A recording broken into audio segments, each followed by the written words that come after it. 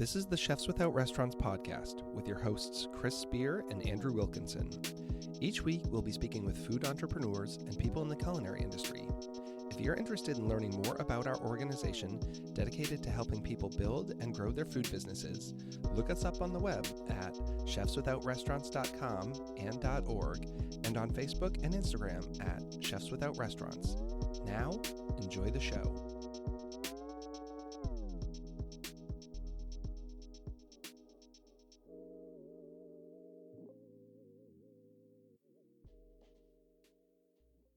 This is episode 20 of the Chefs Without Restaurants podcast. On this week's episode, we have Chef Dan Doyle. Dan is currently a regional chef with Legends Hospitality and works with Live Nation. In this episode, we discuss the contract food business, high-volume cooking, the pricing of stadium food, culinary school and the American Culinary Federation, unions in kitchens, and so much more. And we'd like to thank our sponsor, Jug Bridge Brewery, located at 911 East Patrick Street in Frederick, Maryland. Thanks for listening and have a great week. Hey, everybody. Thanks for coming back. This is Chefs Without Restaurant podcast. I'm Andrew. I'm Mr. Chris. And today we have with us Chef Dan Doyle. Thanks for coming out, man. Hey, no problem. Appreciate you taking the trip. Yeah, happy to be here. Cool. So Dan has been anywhere from, by the way, I got this from Jared. He's been everything between a caterer, a head chef at Aramark.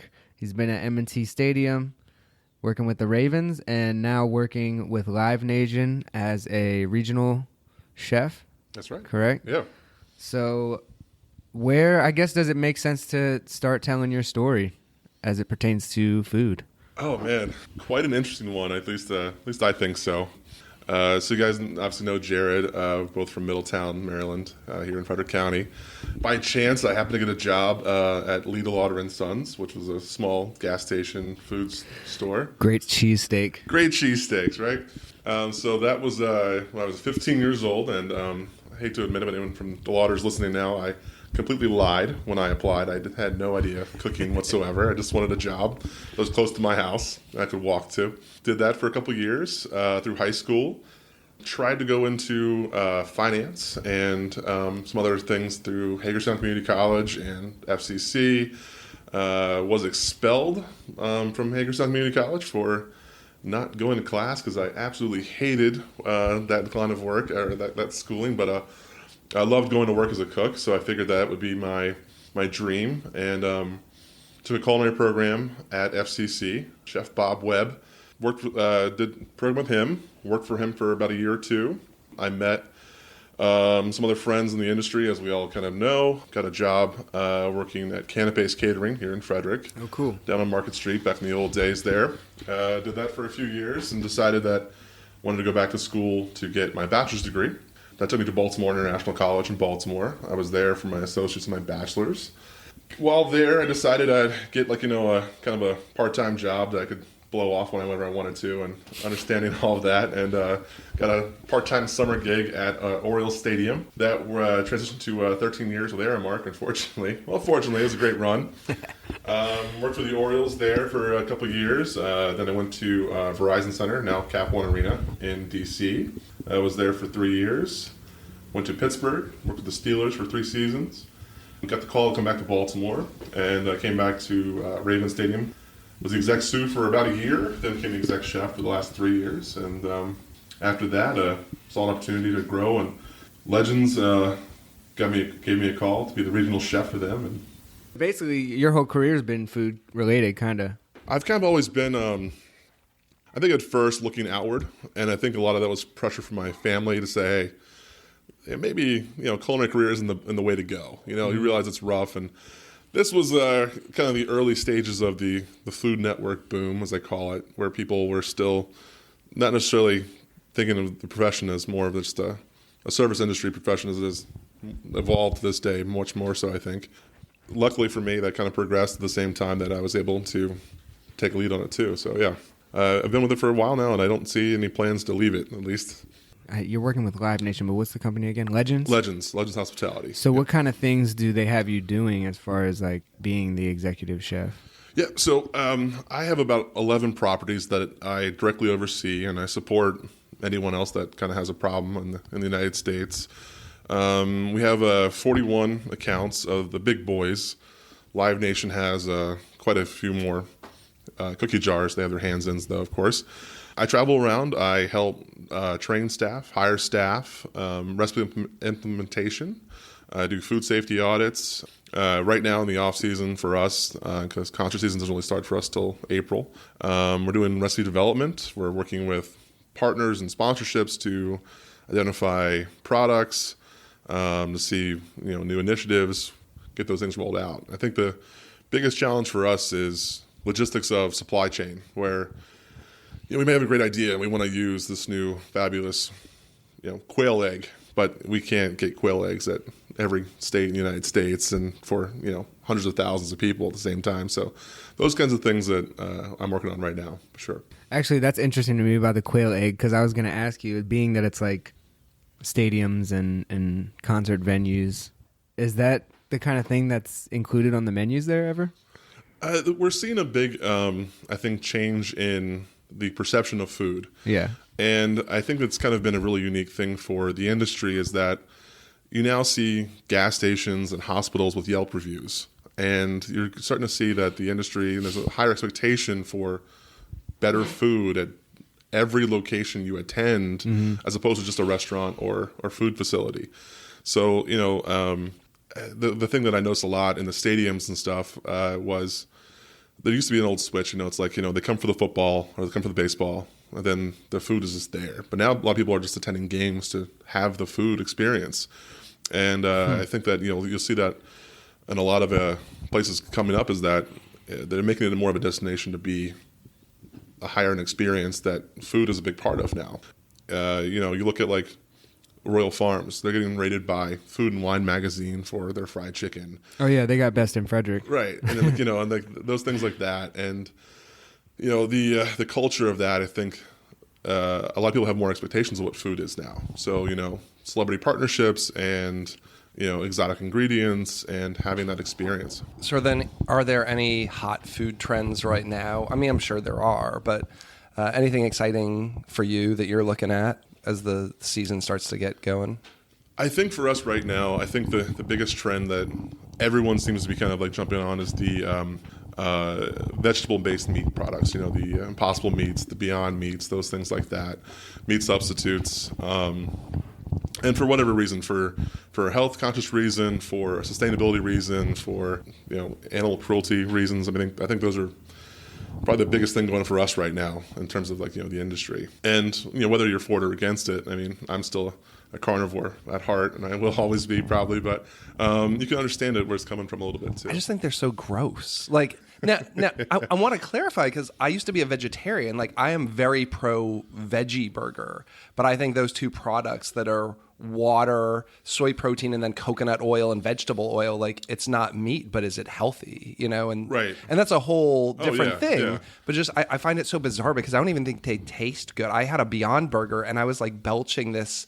It tasted like liquid smoke all afternoon, just this very artificial kind of coming back on me. It's like, I would rather just have like a plant-based burger that's like a kale quinoa with peppers and onions in it or something. Like, I would rather see the return of like the black bean burger that you get from Morningstar than like these weird fake meat things. There's some questionability of it. That a black bean burger, they're farming black beans, they're processing those down. Of course, some of these new meats are being made in laboratories, and the process just seems so extreme to me that I would much rather have like a grilled portobello cap than deal with all this stuff. And the pricing at like $12 a pound or something for that stuff, it's insane. It's insane. And I think that kind of like the same stigmata you have with recycling. Like, everyone's pro recycling, but they don't understand like the processes of how much pollutions are like made from recycling process, and the trucks need to come pick up the bottles. You got to clean the jars, or else they're not going to use them. Yeah,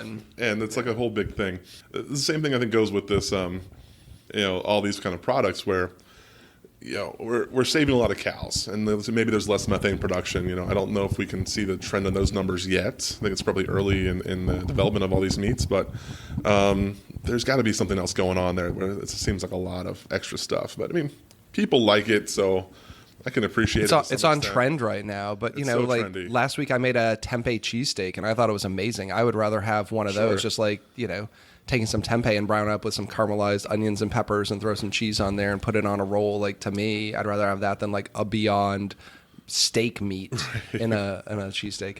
Another question was, like, I don't know how much you can talk about pricing, but it just seems like the food prices at stadiums and arenas is so high. Is there a reason for that? Because, I mean, you'd assume that their operation cost, while high, is not necessarily higher than some other venues or some other places that are kind of, a high-end hotel or a restaurant or something. It just seems like it's hard to go. You want to go Sure. and have this Oh, exciting yeah. food, but then it's like $30 for a burger or something. And you're like, what is going on? I think that this is always a challenge for us, and I guess, like, for us, with the bigger companies, you call them like the Walmarts of like food companies. They have the buying power to be buying this stuff, and a lot of these bigger companies have.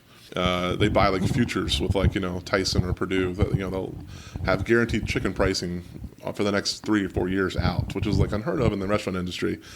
So they have early pricing structures in. They know the models, and a lot of time is spent studying what that could be.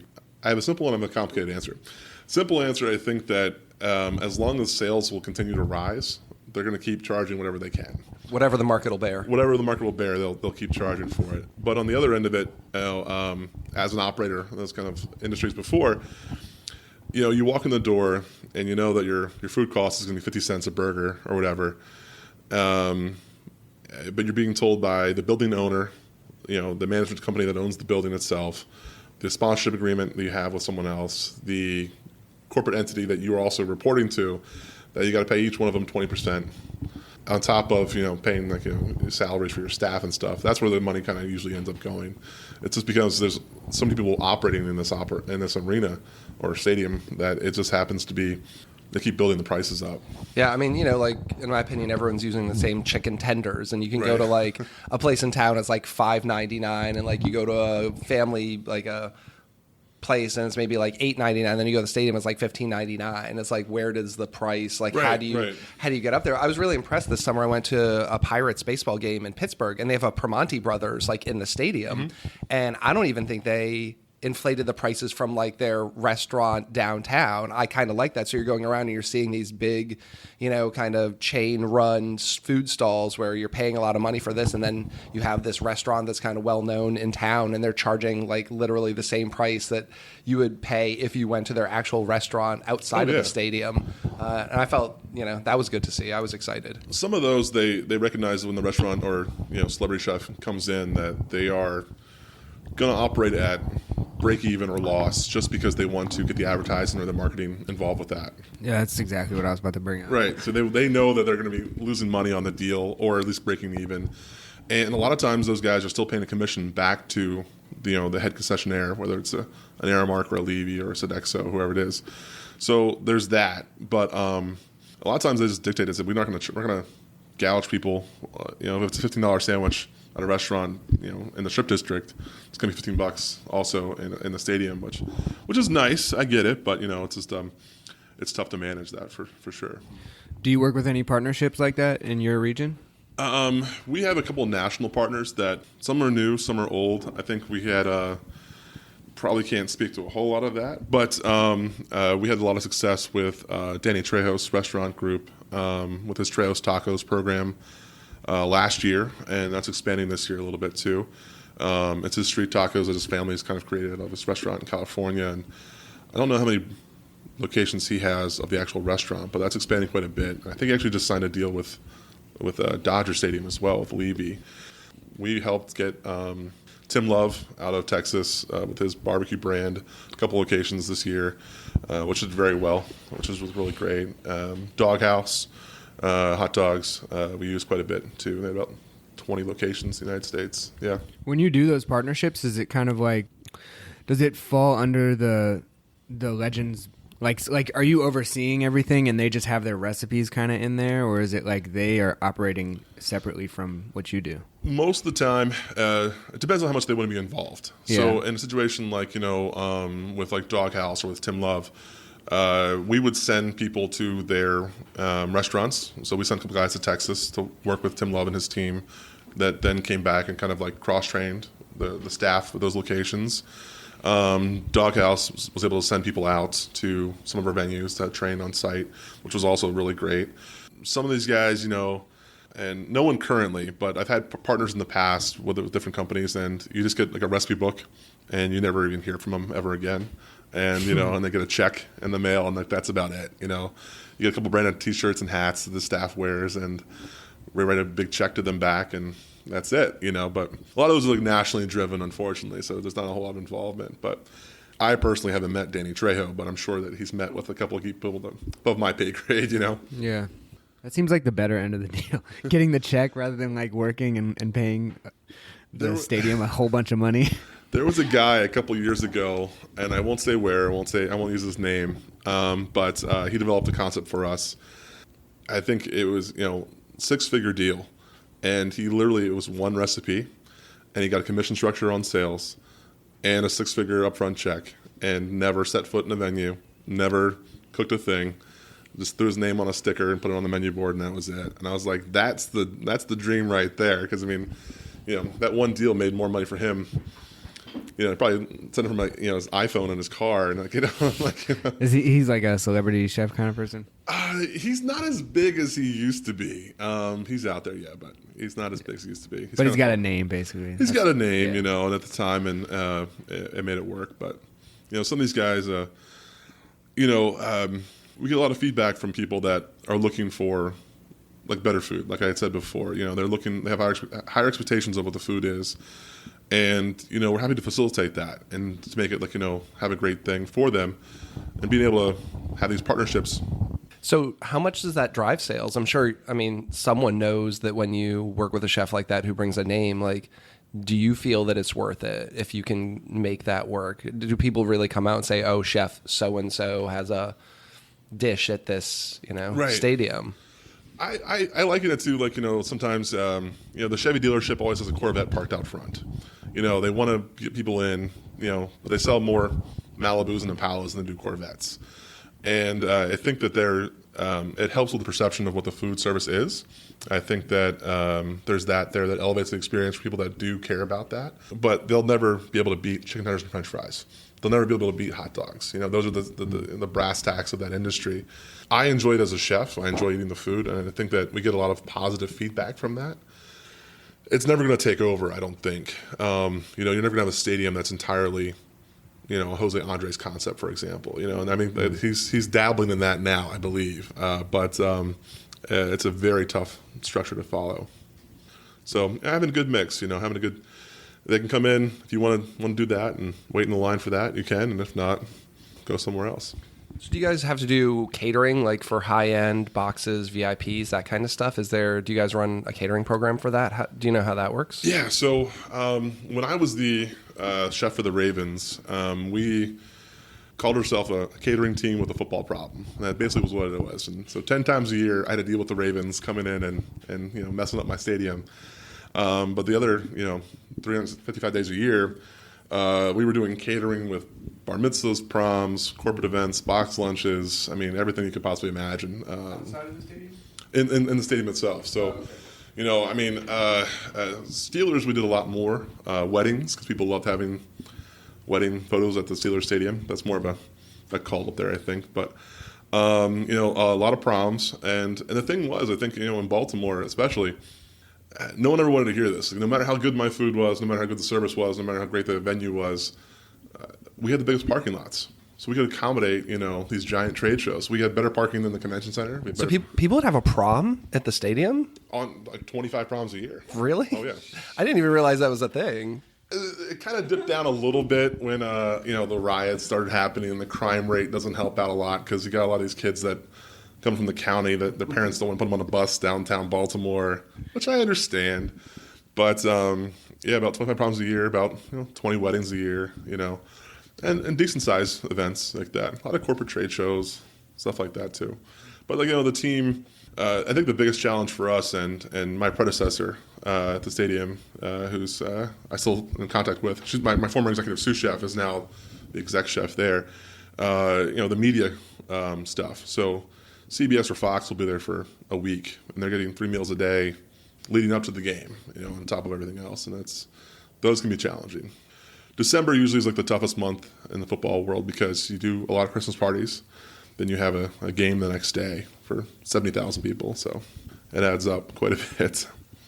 It's a whole thing, volume cooking like that, isn't it? Yeah, I mean, and kind of what we talked about earlier on is that, there's an expectation for chefs in this industry, in the sports and entertainment industry, that, we want to see high-end food. We want to be able to see, great plates, and can you fillet a fish? Can you debone a chicken? Can you do these basic things that, can you make a great sauce?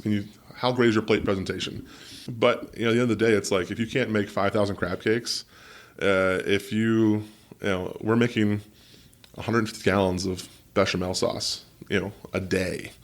That's what I want to see. That's the stuff that people need to kind of translate to, and I think people miss out on. They're used to making pan sauces on the fly. It's like, I need to make 150 gallons of this same sauce, and it needs to hold in the hot box for an hour and a half, and then be able to plate for, 1,000-person wedding. So those kind of things are tough too. Are you getting employees with already high volume backgrounds, or are you having to train? Are you getting like line cooks from restaurants in there and then having to train them how to scale up and cook like that? It's a mixed bag. I think that people that come into the industry with that experience kind of stay in it. Like they're familiar with it. So you get a lot of people like they follow like the pattern of like, I used to work at the hospital, now I work at the stadium, then I used to work at the convention center. So I've kind of been in those same like corporate like juggernaut type buildings, casino, hotel, previous banquet work, stuff like that. And that's kind of the employees that I go after, because I think a lot of times the volume scares them. And for me with a mild case of ADD and a little mix of OCD in there as well, I like doing different things. So like in one day I like doing many different projects. Like, I like to do, all right, working on this, we'll do this, we'll do this. In those kinds of environments, you may be making, you might be cutting cake for 2 days straight, the same chocolate cake for 2 days, or something like that. Or you're cutting, mirepoix for 4 days in a row because you need 400 pounds of it depending on the week, So those kinds of things, I think it's a hard adjustment to kind of get around for people that come from a restaurant and they're like, I used to make, a 6-pan of like, hollandaise sauce. I'm like, now you got to make 6 gallons of it. Yeah, I found the same thing working for Sodexo, especially people who had never been in the industry, because we'd hire people who haven't worked at all, and they want to come in and they think it's like they do 2 days on prep and then they're going to be working the line next day. It's like, no, you were really hired to do prep. And that means that like pretty much your whole job for the foreseeable future is going to be every day doing prep. Like it might be different stuff, but you're going to be cutting vegetables for soup today, and tomorrow you're going to be cutting vegetables for meatloaf, and the day after that you're going to be cutting vegetables for the salad bar. And it's really hard to find people who also want to do that, because you have these people who are kind of like, I'm over cutting vegetables. It's like, but someone needs to do that. That's what prep is. It's not all glory of the hotline. Yeah, and I'd say that to this day I could probably still do with those kinds of lines of work, for myself included.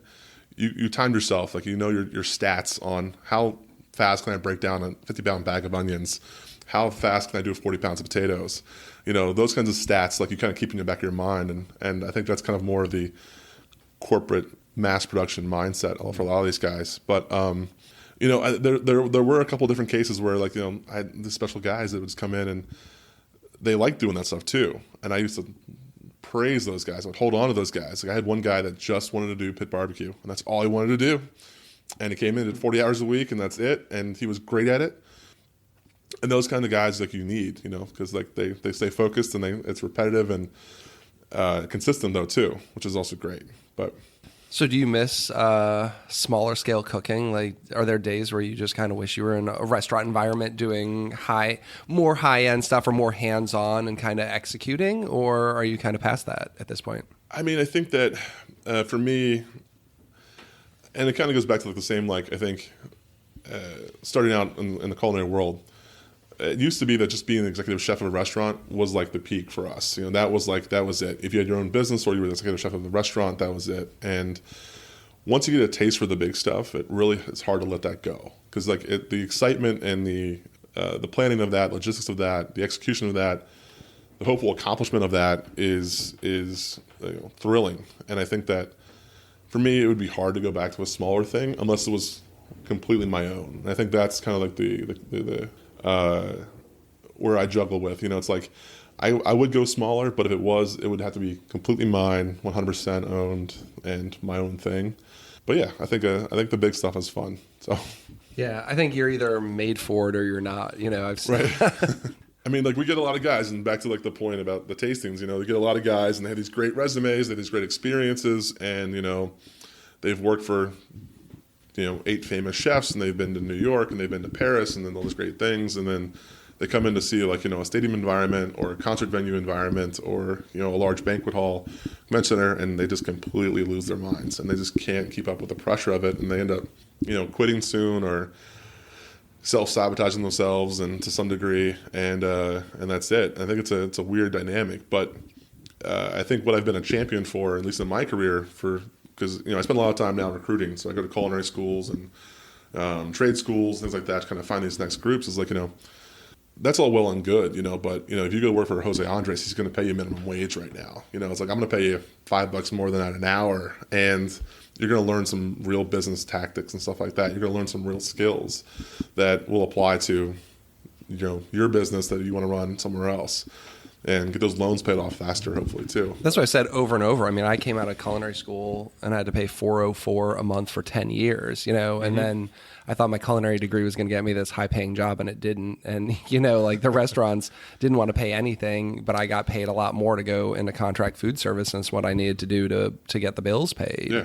But then now as a business owner, looking back at working for a company like Sodexo, I worked for IKEA, big companies that know how to make money, they know how to market, they know how to do all that stuff, is a really great education. And so, I tell people all the time, if your end goal is to maybe own your own business, you'd probably do better off getting into a big corporate environment where you learn financials and kind of that skills other than just cooking on a line. Absolutely. I think that where I think the successes of and I touched briefly on my culinary career, my brief resume. I didn't mention the other 10 restaurants that I worked at that have all closed since then.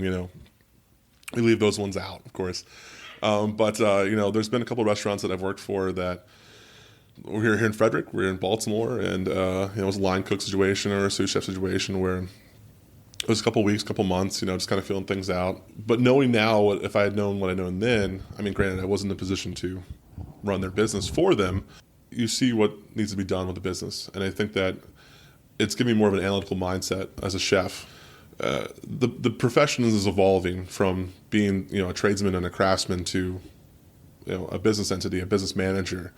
And understanding that side of it, I think it's a tough act to follow, a tough balance to keep, because people that get in this industry are usually passionate about it. And let's be honest, it's a tough industry to get into unless you aren't passionate, because you're putting yourself up against a lot of hours and a lot of low-paying jobs and a lot of tough situations to be in. So you have to fight for it a little bit. And I think when you open a business, a small-scale business, it's tough to kind of keep that balance too, where your passion's going to keep you keeping the business afloat. And passion is tough to sell sometimes to people that may not share the same vision you have. But you see a lot of guys, and they're mortgaging their house and they're selling their cars, putting all their life into this business that ultimately may be a fail. And, it's really sad to see that. I think that, from what I've learned from just being on a large-scale production, you can apply a lot more to those kinds of businesses now and kind of keep those together, but also recognize when it's a bad investment or when there's mistakes being made. Does anyone have any kind of autonomy or creative freedom or anything, or is it more at that scale like the military or brigade? Because I think you are seeing, I think, people who want to have some kind of feeling like they have an impact or some flexibility, but I imagine there's not a lot of room for that in a program so big that, cooks can't freestyle anything, obviously, Sure. Set recipes and so forth. But is there any flexibility at all?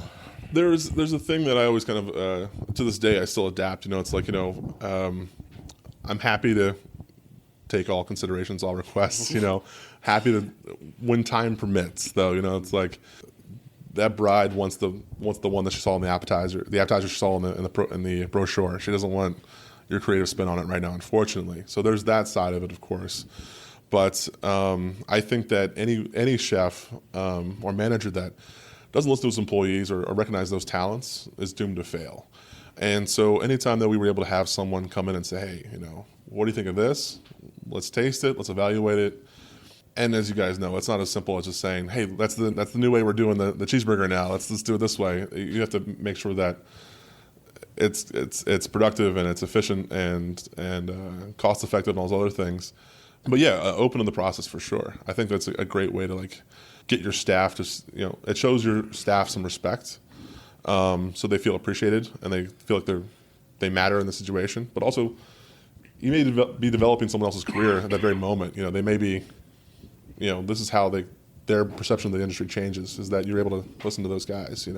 Yeah, I think that was one of the hardest challenges I had hiring, especially the higher up chefs who worked in restaurants and coming in. It's like, well, we have a recipe index, because there's so many things now. Allergens is huge. Oh, sure. I mean, allergens has always been huge, but we're telling the public now even more that we're going to spell out all that stuff. So you can't be freestyling that. And then now more places are committing to nutritional values. Oh, absolutely. And then from the business end, the food costs. So it's hard to just come in and say like, hey, we want to run this today. It's like, well, we need a standardized recipe. People need to be able to execute it.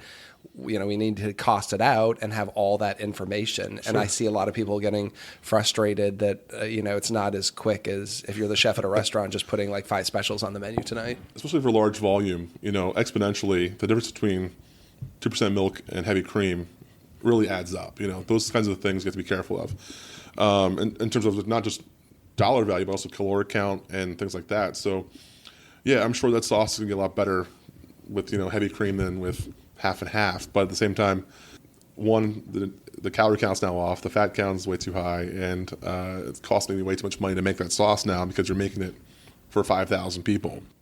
Allergen awareness is a great thing you touched on.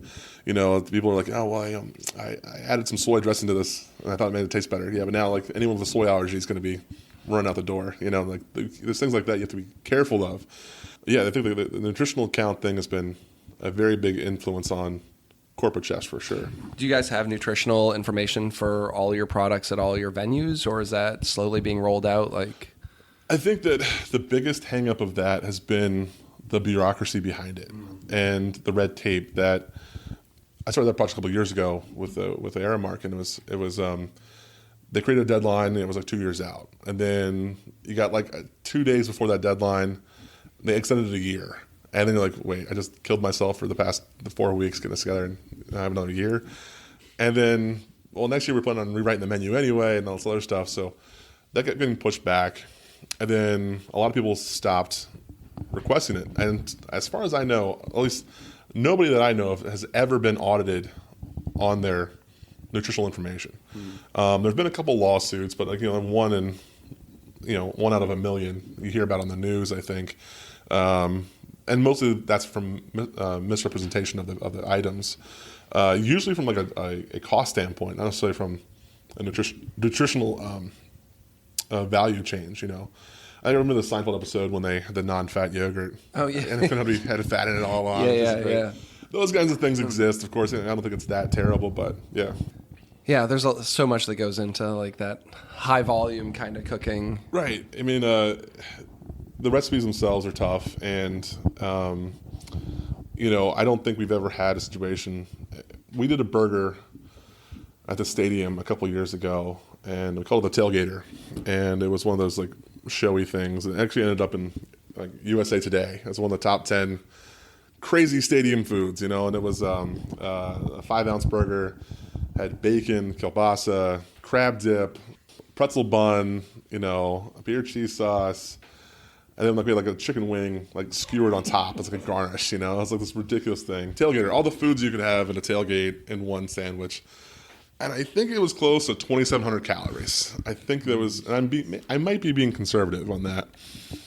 And this was like the first year of the nutritional count display. Mm-hmm. Nobody even batted an eye. They were like, it was an $18 burger. Yep. And it was like 3 pounds of food and 2,700 calories. And I was like, oh, that's great. I feel like you know what you're getting into with that. My thing is when you have a salad that has more fat and calories than the burger. I just like a baseline, like how many calories and how many grams of fat. Because sometimes you're like, I don't want that burger. I'll get the chicken salad. And it's like, oh, but the ranch dressing added like 500 calories and 10 grams of fat. And the cheese is like, I should have just gotten the burger. But I don't think anyone's going in saying like, oh, that burger's not a health food. Yeah. I think you see a lot of that with a lot of the new stuff, especially like the salads and stuff. And it's like, it's a really great salad. What'd you like about it? Well, I love this. I love the bacon and the and the eggs and the blue cheese was great. I'm like, you sure you like the salad or you like the toppings? Yeah. Do you just want a sandwich instead? Yeah. Can I just get you a BLT? Make yourself happier. So let's backtrack a little bit, and this is something that we talk about a lot on the podcast, which is culinary school. Would you like to kind of go through, maybe like where you went, what you took from it, and what you thought you were going to take, maybe how you were disappointed, if you were disappointed? Oh, sure. Any of that stuff. What are your thoughts on culinary school? So my first dabble in culinary school, and granted, the restaurants that I started out in weren't necessarily the most high-end restaurants. I wasn't working in white tablecloth restaurants to start out with. So at some point, I knew that, I was 19 or so, I believe, at the time. I needed to get some experience and get a diploma on the wall, and to appease my parents as well, to have some sort of degree in some sort of field. Mm-hmm. I recognized I needed a little extra. And so I started out doing just a quick 1-year trade program at FCC, and which I think still is thriving to this day for the most part.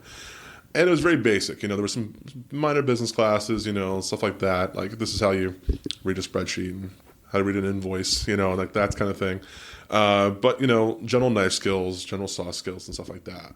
From there, I did an associate's degree, a bachelor's degree, and I'm currently an MBA student through Johnson & Wales in hospitality management as well. I think that if I could have stopped after that first year, I would have, and put my efforts into, a 4-year degree at a state school or state college, something like that. General business, general education, because you can get a great degree at University of Maryland for much cheaper than anything that I got, at a 4-year school in Baltimore and at a culinary school. Having much better professors that are there to teach you business skills as opposed to whatever the culinary school can find that wasn't good enough to be hired at University of Maryland. No offense, guys. But, having some real aspects of that and saving quite a bit of money and still being able to work. And after that first year, I learned a couple different skills in that program, but there was nothing else that was really taught from a culinary perspective outside of that program that I didn't already know from industry experience. Mm-hmm.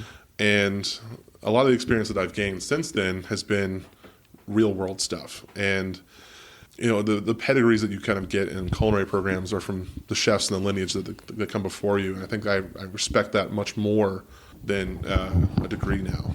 So at FCC, do they give you guidance on that? Do you find that they're pushing you to then continue your education at another culinary school? What's that look like when you're there? FCC definitely at the time did. And, there was a couple different fillers that we had our small culinary, corner of the kitchen area there at the Votech building. And there's a bulletin board that had a brochure for Baltimore National College and a brochure for CIA and a brochure for Johnson & Wales. And I think that they were looking for that to promote that as well. And that definitely, as a young kid, I was like, oh my God, these are these really great schools and these are really great opportunities. And I know this guy went there and this guy went there, and those are kind of great things too. The business of itself is that a culinary school is looking to generate tuition. They're a for-profit company. They're an entity that needs to make money, and they're not doing it out of necessarily desire to be better professionals in the industry. So, CIA, for example, which is arguably the biggest and self-proclaimed, but also probably nationally recognized as the best culinary school in the country. They're putting out, 60 students every 2 months. Or more. I think it's probably much more than that. And I think the tuition now is $80,000 or more a year. And I was up there last year for some continuing education classes, and $80,000. So you're looking at $160 just to get a 2-year degree. A lot of shitheads come out of CIA that are just have no idea what they're doing, and They get the student loan check and they get the diploma and they're out the door and that's it. You could get just as much out of any culinary program at a vo-tech school or a high school program or a community college if you're willing to put the effort in. It's like if you're doing the studies on your own, you can make your own way.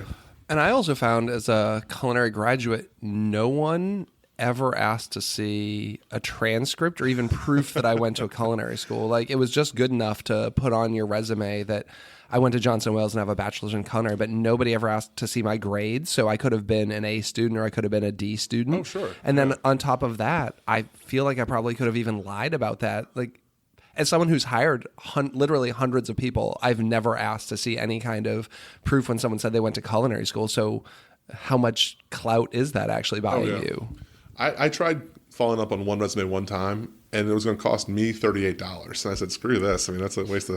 I'm going to pay $38 to see if this guy's lying or not, There are standards, I think, that a lot of industries or like the ACF, for example, American Culinary Federation, tried to instill that there were some standardization of education or training or development. But, I think that, at least from my own experience, no matter what degree you have, what experience you have, it may or may not just be a good fit to be in that business. If the person's not in there, they just, they may do great at their previous job, and they come in there to your place, they do a terrible job, and they go on to do something great beyond that. But I think for me, and what I tell people now is that,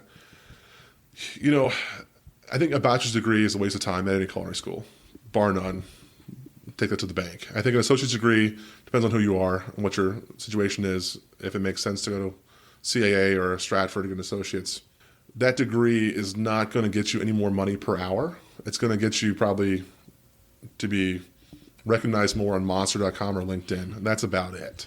When I started at Sodexo, I was new to the company, and they brought me in at the bottom of the pay grade because I hadn't worked for the company. So the degree didn't buy me the clout. Like, It might have helped me get in the door because they require degrees. But then when they said, the range starts at X and goes to Y, they were bringing me in towards the bottom level. And I said, why is that? And they said, you're new to the company. I said, but I've been in the food industry for more than 20 years. I've been an executive chef for other contract companies. But within their company, their policy is if you're new to the company, there's a certain barrier that you can't come in above. So even then, the degree didn't help. Like, maybe it helped get the interview. Yeah, I think that's pretty much it. It gets you the interview. It gets you... there's an algorithm that all of these big companies have with their filtering process, the resume applications and stuff like that. And having an associate's degree gets you in this many more channels within the hiring process, for example. But again, to your point, you're going to still be making minimum wage or at best a little bit more than that. Do you think that's something that's going to change and die off? I mean, because it is very exclusionary. If you're a young line cook who didn't go to school, you can get a job at any restaurant, probably in DC. But if you want to move into, say, a Sodexo or an Aramark, they are saying you have to have a culinary degree. And at what point is that exclusionary and kind of classist and based on, financial backgrounds, because I don't think most people can't afford to go spend $80,000 a year or maybe even $20,000 a year to get a degree. What if they're just a good cook and have been cooking for 10 years already in an industry? How are we saying, you can't come work for us? I think eventually you're going to find there's going to be some corruption or something where some alumni board has influence on some board of directors from some school to some company, to some degree. But no, I think to your point, I said, having a culinary school degree, I think, is not necessarily the most beneficial business degree to have. And there's only so much you can learn in a culinary school business program. Some companies will require a bachelor's degree, fine. But I think you should open it to be more than just a culinary degree. If you require college credits for application for your job, sure. But have some open mind to what other degrees are applicable to what you're doing. General business degree, I think, is a great idea. A liberal arts degree, have that plus 5 years of line experience, you're hired in my book. So it's pretty much a unanimous call that everybody says don't spend the money on culinary school, but a lot of them haven't been to a first year program at FCC. And for the listeners, I don't know if we clarified this. FCC is Frederick Community College here in our county. Would you recommend that as a base of knowledge, maybe? Or do you think that's kind of arbitrary? I don't think it's really arbitrary in that there is some validation to it, and to be honest, there's still some things that I think about from that school to this day, 20 years later. But I think that there's many opportunities out there outside of just that. I was fortunate enough to be able to attend CIA for the Pro Chef program, and I think it was a great idea that CIA had as part of their continuing education programs, where the essence is it's a 1, 2, or 3 level program where they're defining different levels of expertise. And it's not as formal as this to say, but basically they were saying that if you were able to pass level 1, you were as good as a 1-year student at CIA. Mm-hmm. And if you were able to pass level 2, you were able to be a student for an associate's and a 3 for a master's, and that you had comparable experience. And they were taking into consideration life experience and everything else beyond that. And I mean, it's for a 5-day test. I think it was close to $8,000, which, to everyone listening, get your company to pay for that, not you. But with that in mind, it's like, you go back to the hotel room at the end of the night and you're doing the math. And it's like, I could have gone to Frostburg or University of Maryland or Salisbury here in the state and saved $40,000, $50,000. Go up here, take that $50,000 I saved, do a couple of these Pro Chef certifications, and have the same diploma as a kid that just spent $160,000 on his education too. I think that can kind of be another creative option. But speaking from someone that's hired a lot of people and does a lot of job interviews, I look at the experience before I look at the education, and that's just me. I look at the experience first, and then see what they have education-wise. And typically that is only because the company that I work for dictates a certain level of education. But ultimately the ones that have the experience, are the ones that are getting those higher advanced positions. I think for younger kids, for younger culinarians, or even people that are job transplants, they're just transitioning into the industry, having an open mind and a work ethic and an attitude about it, that's a big part of it too. There's a lot of people against, corporate chefs and all that stuff, but, most corporate chefs have 401ks and health insurance. FYI, it's a good thing. That's not a terrible thing, but I don't think it's necessarily needed. I think that, if you have the right ambition and the right skill set, and if you want to fly to Paris for a couple months and be able to do that too, it'd be great as well. But yeah, and I know some young guys who, went and staged at places over in Europe, and for the cost of an education, they just decided, I'm going to move to Copenhagen and work at Noma, Right. And you just have to front your living expenses for a few months. But it's like, would you rather hire someone who came out of the CIA or someone who worked for Rene Redzepi for a year? Right. It's like, in some respects, that's a viable option.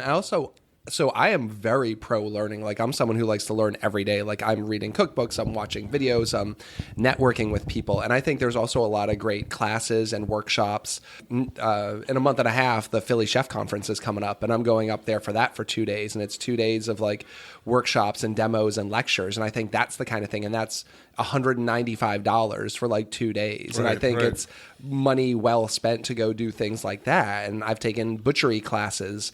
And I think there's a lot of ways you can continue your education and kind of get into the things that you want to learn without having to spend a ton of money on a very broad thing. You can start kind of specializing in little things. And it is realistically a very small window of when culinary school's been around. Like, when you look at the thousands of years that people have been around and working in food service, like, it's only like a 50-year window. Like, it's become the norm or the expectation now. But when you look back at it, like 1985, 0 people went to culinary school, and they worked in restaurants. You had like the best restaurants, like nobody who was at, I'm kind of speaking randomly, but like Chez Panisse, none of those people, you think of that as a great restaurant. Did any of them go to culinary school or those finer restaurants that were around? You just cooked places and then you moved up and you learned on the job. And now the de facto expectation is that you go to culinary school, but that's still a very new thing. And how do we reverse that now while it's, still realistically in its infancy? And I even think looking at organizations like the American Culinary Federation, like that might be a good first step when you look at what the membership cost is, that it's say $200. It's probably good money well spent. Like, even as high school, they take high schoolers, right? Can you join the ACF? I think there's a junior like Yeah. maybe if you're 17 years old, have your parents pay $200 for you to join the ACF and get in there and talk to them and do some networking. And every month they're doing classes and workshops and field trips and stuff. And The networking is I think maybe priceless on that. I would suggest maybe before you drop literally thousands and hundreds of thousands of dollars, get into something like that where you can go to a couple meetings and network with those chefs. And you know what? You probably could get a job offer. I bet if you right now joined the ACF and went to your local chapter's meeting, within the first meeting, you could probably find a job working for Hands down. a really awesome chef, and that would be a viable option. And then just stay in the ACF and go to all their educational opportunities. I just renewed my ACF membership for the sole reason of recruiting new cooks, and that's the only reason I really want to get back in there. Is that I see that is a great resource for us to be networking and finding those opportunities for these young guys, and having a structured apprenticeship program I think is a great thing, and that's where you learn. That's where you get a lot of those great things, and especially being able to, as a high schooler or teenager coming into these programs, being able to talk to some professionals on a professional level, it's just going to help you out in terms of your dialogue with the interview process or understanding what the everyone's looking for in these job interviews. I mean, I do think that the challenge there, though, is like with the Baltimore chapter, it is based out of Stratford University, which Right. was formerly BIC. And when you have presidents and past presidents who are actually instructors at that school, does it lean towards pushing those people into that? So it would be really interesting. I probably need to touch base with some of the guys there in the chapter and see what their stance is. Would they ever not recommend culinary school to someone, or are they kind of pushing that? Is there an agenda there? So it is, you do have to kind of tread lightly with that one, but I do think that is a viable option.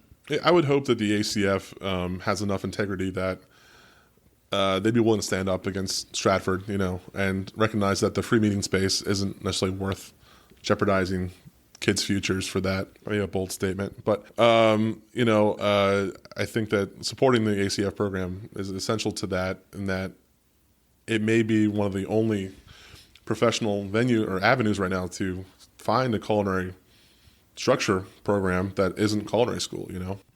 If there's any like really young people listening to this, one thing I would recommend, it gave me a good base of knowledge and kind of inspired me to always be into food. I took like commercial foods. It's probably called something different, but it's just your high school like food program, not the CTC one. You could do that too, but it's like those are free programs that you get the same basic knowledge from, I'm pretty sure. I know for me it was like we learned about food safety, we learned about organization and cleanliness and mise en place and some recipes. You get your hands dirty, so that was like a good base of knowledge for me. And I think taking those classes, obviously I took them because I was into food, but it kind of left me with an interest in the food industry from then on. I never really let go of it. So that's what I got on education and culinary school and stuff. It's some of those, a lot of the programs, they help stoke the fires a lot of times, and that's a good thing. It's just an investment, I think, that is so extreme for the amount of return that you get on it. I think that's kind of the part of the problem. But, I think that maybe subconsciously that's what a lot of chefs are doing now is like we're doing these workshops, we're doing these trainings, we're doing these like seminars to kind of give people an out, of saying like, you don't need to go necessarily down this road to, you don't need to drop $200,000 on a culinary education when you could do this with me and we could get some experience out of it too. Yeah, and I've said before that as a hiring manager, I was looking more towards attitude, soft skills, like how you play on a team. Oh, yeah. Because I know you have hired people with a great resume, great experience, and they come in and they just don't click in there. They're not a team player. They just, they're not the right fit. And it doesn't matter whether they went to CIA, Johnson & Wales, have worked wherever. They're just not the kind of person that you want in your kitchen. But if you get I've had a lot of 17-year-olds who come in starting part-time during the school year, and then during the summer they want more hours, and then you train them prep. And I love that you could take someone with zero experience and train them the way you want them, as opposed to inheriting all these bad habits and so forth, and then treat them right, and you can hang on to them for a few years. At least the chefs that I respect, a lot of times, the older chefs and the guys that I kind of idolized that I knew as a young culinarian growing up, they were more proud of the people that they developed than the dishes they created. And I think that was just like a milestone for chefs. And that's one thing that's influenced me as well, is that, they didn't invent a new pizza, or they didn't invent a new sauce, or they didn't, that no one's ever going to be proud of the money they saved for some billion-dollar company. It's like, I had a great profit margin back in '86. Who cares? But they are proud of the people that they've developed. And I think that's a huge thing that still exists in our industry. So people that are proud of developing people and sharing their craft and pushing that extra thing out there. So are you currently are you always in hiring mode? We're always negotiating. Yeah, of course. No. I mean, I think that the tough balance for us in seasonal chef work, so, whether it's a stadium, arena, amphitheater, concert venue, it's a tough balance to find someone that's willing to work crazy hours for 4 months out of the year. And then the other 8 months, they're kind of like coming in, pitter patter here and there. At the stadium, we had 140 cooks working on game day, and I probably only had 12 cooks in the off season working for all those weddings and proms beyond that. So kind of keeping that ball in the air is tough. And that's why, you become flexible with, you have a full-time job, great, I'll work around their hours because I need you to be here nights and weekends. And a lot of teachers, a lot of like school people, because they had the summers off and stuff like this, they work, with their wait staff. Or Do you guys work with unions? Is that something that varies from place to place? Yeah, in the stadium world, unions were, depending on where you went, Heinz Field was in Pittsburgh, big union town. There, the cooks were actually part of the Teamsters Union, which is like one of the toughest unions in the United States. And that was always a fun negotiation process. A lot of people there, but big influential lawyer type guys would come in for those meetings. Yeah, it's interesting. I have a little experience, as you work for the bigger companies, they're at the small unit level or something like that. It's like some of them are union, some of them are not. And just that's something I'm still never used to working because I didn't come up seeing that. And then starting to manage kitchens where you have a union in place, and then, you want to have a disciplinary conversation with one of your cooks, but it's not as easy as... Need the shop steward and HR representative and the lawyer involved. Yeah. My thing with unions, my first experience with unions, I was working at Camden Yards, and I was still an hourly position there. I was still in school, my summer job, quote unquote. And I was getting a promotion. They wanted to give me a raise. I was like, that's fantastic. And they said, hey, Dan, you're a great kid. Come to work on time. You work hard. Got some talent. We appreciate the effort. We want to give you a $1 an hour raise. I said, that is awesome. That's fantastic. And the union stopped it. The union prevented my raise from happening.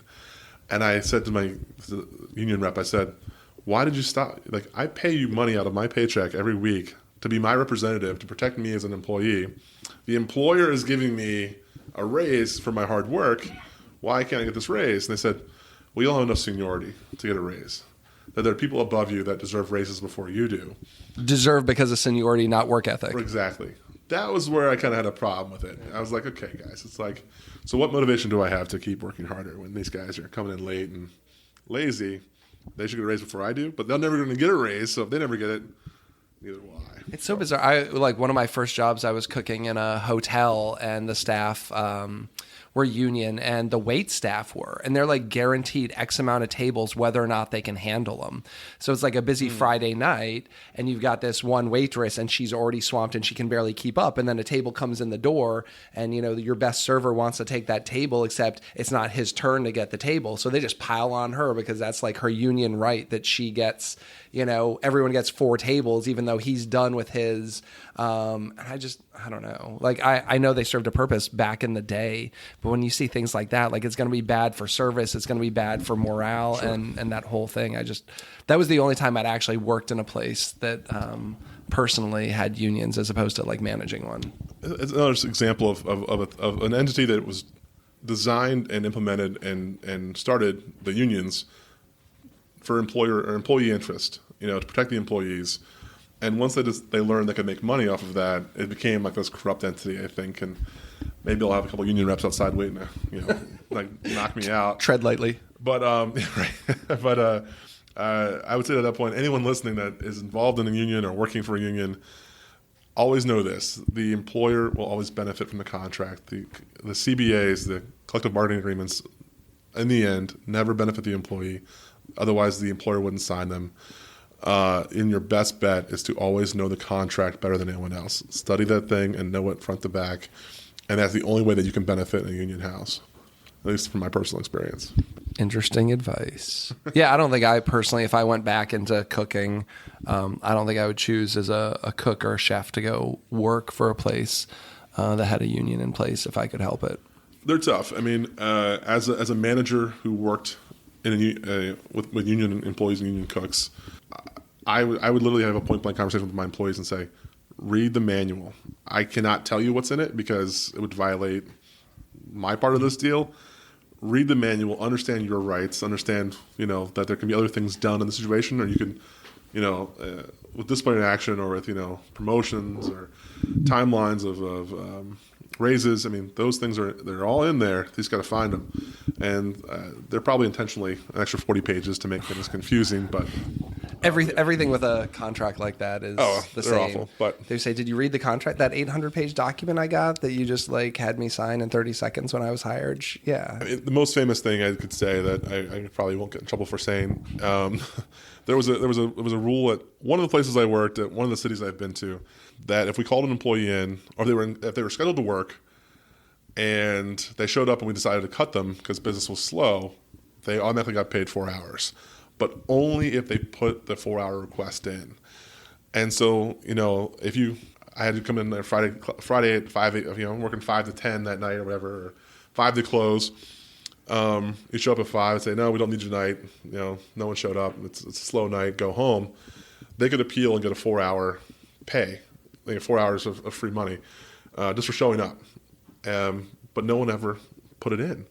And I did the math at the end of the year. I was like, you guys would have made $5,000 in extra money this year if you just appealed for those 4 hours. But well, interesting, and that's where I kind of want to be on that side. I feel one of the things I don't want to be so bold to say I want to fight for workers' rights, but having worked in contract and corporate food service, kind of seeing those things, I do feel like it's a little exploitative of your employees, and I'm kind of over that, and I'm at the point in my life and career where I feel like I'm going to do what I can to educate younger people onto things like that and help them navigate it, because it is almost like a predatory system where you're taking advantage of young and inexperienced people, and I wish it wasn't like that, and I just feel like I've done things at work that I wasn't proud of because you're towing the company line. Oh, sure. And then you get to the point where it's wow, I was kind of a shitty person sometimes. And to that point, I'm sorry to anyone who used to work for me who's listening.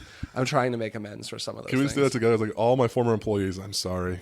No, but to that point, and for everyone that thinks that, oh, hey, man, Dan, you're really an asshole for not telling people about that. It's I'd get fired, or I could get sued for letting people know of that stuff. Anything that would cost money to the company that, was against management wishes, I could have lost my job for that too, unfortunately. But there was ways around it. I tried to say, hey, that's why you read the contract. I would try to find ways to educate the employees without losing my own job, but yeah, it's out there. This is interesting. You're the first guest, I think, who's kind of had the same background as me, and I don't think we've had anyone who's kind of done the corporate food service thing on before, and it's such a different world, and hopefully people listening kind of get more of a behind-the-scenes peek now into kind of how these things work, because it is very different than restaurant life, and something that I've spent the better part of my 20-plus years in food service working in. It certainly is a much larger and I would argue more stable area of the business that people don't necessarily think about. And as a joke I made earlier, having the 401ks, having the health insurance, having those kind of benefits, paid vacation time, that adds up. That's important, and not everyone offers that, especially in the lower level restaurants and stuff. And when I came up in the industry, the pinnacle of being a chef at the time was executive chef. You get that title, that's it. You've reached the top, and that's what you want to be. And now it's hey, there's culinary directors, there's FME directors, there's vice president of Culinary International for North Americas out there. Those kinds of titles exist that, the business is evolving into, that you can go in those routes. And, as an executive chef of a restaurant, that could be your peak. And maybe you become the chef owner, and then maybe that's the next peak. My existing title now is regional executive chef. It's like beyond that, I'll be director of culinary innovation and then vice president of hospitality. Well, knock on wood. But that's the path that I'm currently trying to pursue. And hopefully, I won't have to give up the white coat at any time soon. But that's the direction that I want to evolve to, and that's for impact and for the scope of things too. It's a huge whole other world of opportunity for advancement and growth. That's exciting. I mean, I'm always interested in that kind of stuff. And I thought one day, like, potentially I could get into that. That's something I would have liked to move into had I stayed where I was. But I just really wanted to get back to cooking every day. I'm sure you see, I mean, I feel like some people are more built for what you're doing. And I just, I'd go a month without cooking something and I just couldn't do it anymore. I felt like I was just doing office work. And I could tell you that I currently pretty much live in a Williams-Sonoma. I mean, that's like my life. And there are some opportunities. It's not every day that I get to cook, but there is a chance every day where I get to train someone how to cook or develop a cook or a culinarian. And I appreciate that just as much as I used to. And, this time of year, we're doing recipe development and stuff like this. Being a corporate chef that travels, I don't have a kitchen. So I am technically a chef without a kitchen. But, I have my home kitchen. So, like, tomorrow I'm going to be doing about 10 menus tomorrow from my house and taking pictures and sending them out to emails to everyone to evaluate. Like, that's my job tomorrow. So it's a weird one. That actually segues me into one of the questions that I haven't asked you that I pretty much ask everybody is, what are you currently cooking at home? Oh, my goodness. That's a broad question when I usually ask it. Like, with some people, it's like, what are you currently cooking? Figuratively, literally, whatever. But for you, I'm kind of curious what you cook at home. So I would say, like, there's two things that I usually like to do at home. And one, I call them the makeup meal. If I go out and have like a bad pizza or bad like egg drop soup somewhere, I go home and I have to make it to my standards, like whatever they may be, or at least I like that. Find the best way to. It's like called the makeup meal, where it's like, I had some really bad pizza on Saturday. Mad at myself. Right. I'm like, this is terrible. So yesterday I made some pizza dough and then made some sauce and, re-engineered that a little bit. And the other thing is, like, I like to reimagine or redefine like classics. I think kind of the retro stuff is really fun right now. So I think one of my favorite examples of recently, I love the diner classic hot turkey sandwich with, like, mashed potatoes and like bread and open face with like too much gravy. I was like, how can we make this like a defined or redefined dish, or So I took a whole turkey. Great, I live alone, no roommates, no kids, single. I bought like a 14-pound turkey and I deboned the entire thing, like, but I wanted the whole turkey though, It's like, the turkey season's kind of like winding down right now for a lot of people, so I couldn't really find one. But 14 pounds is good enough, and so. I deboned the entire thing, and I rolled it up to like almost like a turkey porchetta style thing, and seasoned it really well, and I roasted it in the oven, and then I decided to bake my own bread, and I decided to use chicken stock instead of water in the bread dough, and then I infused parsley, sage, and rosemary and thyme into the dough, so it tasted like stuffing. Baked the bread, sliced it, butter toasted it, and then had like the turkey roulade of like this great. And what benefited me was you had the skin. And then in every slice, you had the dark meat and the white meat too, which I gotta have the dark meat. Made a great gravy off of that. So those kinds of things I have fun with. But that sounds amazing, actually. So like, it's like those kinds of fun, and crack a beer while I'm doing it and like watching Netflix. That's like that's a fun day for me at home. But and people often ask this: you're a corporate chef, you're a traveling chef, but you have a home office. Yep, I do. So today when I leave here, I'm going to stop by Wegmans and probably do some other runs around the area and buy a bunch of stuff. Stuff that I think is either cool or exciting or looking fun. There's a couple different. I go with like a mild plan. Like I'm going to make a ravioli, but I don't know if it's going to be what type of dough or what type of filling or what kind of sauce. But I know I want to make a pasta of some type, a filled pasta. That just seems exciting to me right now. And I will take that home with me today, and I'll map some things out. Crack a few cookbooks, And I'm still a cookbook fan. I know people like get away from it and all that, but the online stuff, it's about the feel of a cookbook in your hand. It's really like feels like you're just inheriting a lot of that knowledge already. Just opening that book. This is Chefs Without Restaurants podcast, and I ask almost everybody if they have restaurant dreams. Do you have restaurant dreams? Yeah, mostly like, are they ever good though? They get good responses with that. Like people say, "Oh yeah." Times, yeah. I do. I think a lot of it's based on memories and stuff. I think, you kind of have these weird, like, Vietnam War flashbacks, like, post-traumatic stress is kind of like kicking in there a little bit. I think that one of the best things for me is being able to keep a pad of paper by my bed. Because I think I think about stuff when I'm sleeping and I wake up and I write it down. 9 out of 10 times it's completely nonsense, but like that 1 out of 10 times it's usually something kind of cool. I think that I can try out later on, a different way of making a sauce or a soup or something like that. Those are kind of a thing. I think that I was watching a documentary about like porchettas when I decided to do this giant turkey thing at my house. I really want to try that now. It was really great. I got to learn how to debone a turkey. See, that's the thing. Practice on a turkey, and you can work your way down to like a duck. Yeah. Turkey's easy way to start. It's a lot bigger. Yeah. All right. Well, I think we should get into the on the fly round. This is like sort of like a speed round. I just ask you a bunch of questions real quick and try to answer them as fast as you can. There's nothing crazy in there. All right, on the fly. Okay. What's your favorite tool in the kitchen? Knife. Favorite food to eat? Pizza. Haha. If you had all the monies, what is the first position you would hire for? Sous chef. Okay. Who's your favorite chef? Doesn't have to be famous. My mom. Is that fair? Yes. My mom. That's probably the best answer we've gotten so far. Yeah, my mom for sure. Art or science? Art. One thing you do differently from everybody else? I think that I'm able to adapt to many different people's levels of influence, background, and culture. Cool. What's your favorite digital tool? It could be anywhere from like something on your phone to like a scale or thermometer. Digital tool. Digital tool. I love Bluetooth headphones.